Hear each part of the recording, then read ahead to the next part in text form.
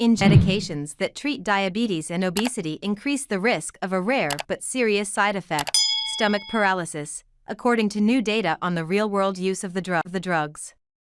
At least 3 new studies based on large collections of patient records show that the risk of being diagnosed with stomach paralysis, or gastroparesis, is higher for people who take GLP-1 agonists than for those who don't.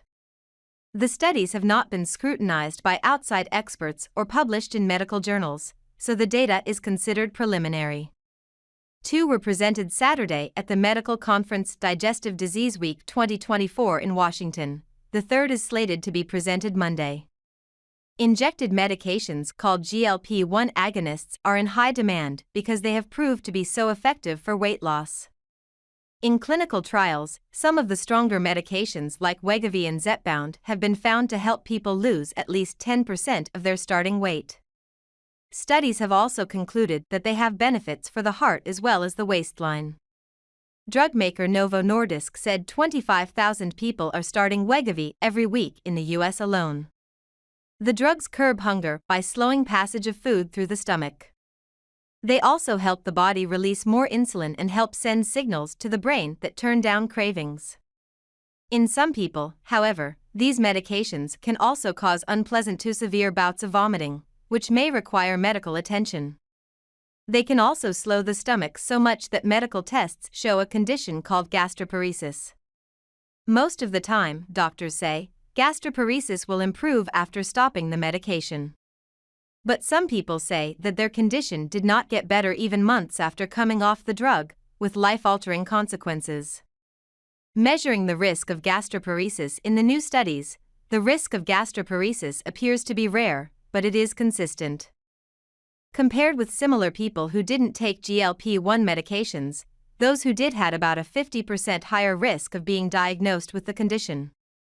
One study led by researchers at university hospitals in Cleveland used records collected by the TriNetX database, which includes millions of patient records from 80 contributing healthcare organizations. The analysis focused on adults who were obese, with a body mass index higher than 30, but who did not have a diagnosis of diabetes and had not been diagnosed with gastroparesis or pancreatitis at least 6 months before starting a GLP-1 medication. Records from more than 286,000 patients were included in the study. Diabetes by itself can also increase the risk of gastroparesis, especially if a person's blood sugar hasn't been well controlled for a long period of time. Among people who were prescribed a GLP-1 medication for weight loss, such as semaglutide, branded as Ozempic and Wegovy, exenatide, Byetta, and liraglutide, Victoza, 10 out of every 10,000, or 0.1%, were diagnosed with gastroparesis at least 6 months later. By comparison, 4 out of 10,000 people, or 0.04%, who were matched in the database based on their age, sex, ethnicity, and other factors, but who were not taking a GLP-1 medication, developed the condition. The difference, which was statistically significant, amounted to a 52% increased risk of being diagnosed with stomach paralysis while on a GLP-1 medication. A second study, led by researchers at the University of Kansas, also used records from the TriNetX Research Network database. It included patients who were prescribed GLP-1 medications for diabetes or obesity between December 2021 and November 2022, and it compared them with people who had diabetes or obesity and had been seen by a doctor during the same time frame but had not been prescribed a GLP-1 medication. Records from nearly 300,000 patients were included in the study. Compared with those who were not taking a GLP-1 medication, those who did were about 66% more likely to be diagnosed with gastroparesis. This study found that 0.53% of patients on GLP-1 medications were diagnosed with stomach paralysis, or about 1 case of gastroparesis for every 200 people taking the drugs. People taking GLP-1 medications were also more likely to have nausea and vomiting or gastroesophageal reflux disease, GERD, and to be prescribed a proton pump inhibitor. They were more likely to have their gallbladders removed and experience drug-induced pancreatitis. Although these drugs do work and should be used for the right reason, we just want to caution everyone that if you do decide to start this, be prepared that you have a 30% chance that you may have GI side effects, and then the drug may have to be discontinued, said study author Dr. Pratik Sharma, a professor of medicine at the University of Kansas School of Medicine. Some side effects with the medications may also diminish over time as people get used to their doses. This is one reason doctors start with a low dose of the drug and work up to higher amounts over time. Sharma noted that the study included people who had diabetes in both the group taking the GLP-1 medications and in the comparison group, and they still found a higher incidence of stomach paralysis in those taking the medications, suggesting that diabetes alone wasn't driving the increased risk. The drug was the only thing which was different between these two groups, he said. And we do show that all GI side effects or symptoms, nausea, vomiting and gastroparesis, were significantly higher in the GLP-1 takers as compared to the controls, said Sharma, who is also president-elect of the American Society of Gastrointestinal Endoscopy. Was an adverse event missed in clinical trials?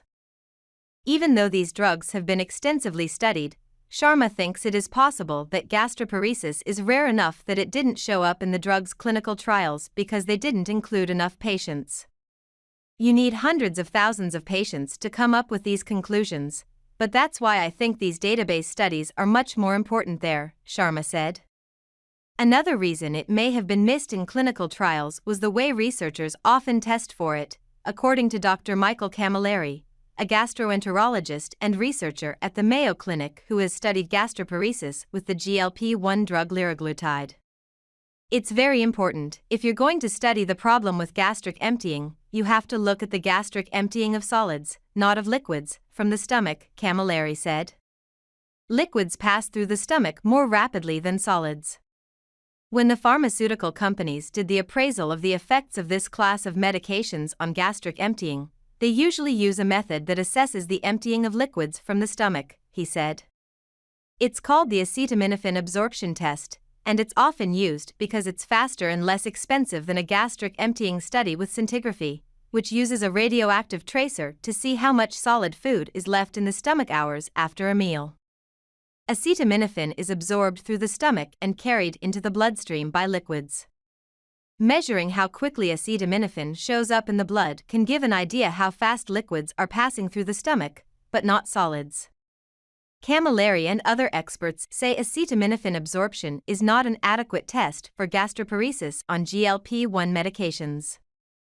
Camilleri was a co-author on a third study being presented Monday at Digestive Disease Week that looked at gastroparesis with GLP-1 medications.